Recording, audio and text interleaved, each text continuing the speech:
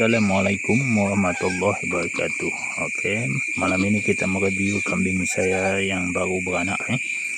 Alhamdulillah, sebenarnya ada 2 ekor, tapi seekor dapat diselamatkan.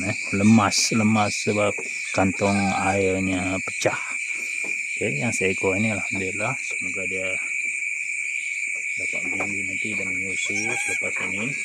Dan yang seekor lagi di sini Okey, nah ini jantan nih, sayang sekali jantan, lanang.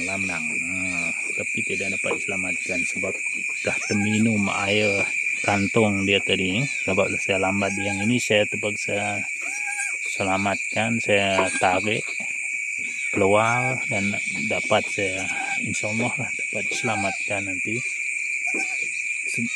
Puncanya ibu ini sudah 5 hari tidak bangun, terpaksa dibantu untuk bangun, mungkin karena kandungannya berat.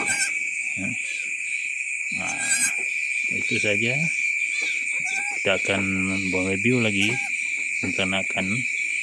Wassalamualaikum warahmatullahi wabarakatuh.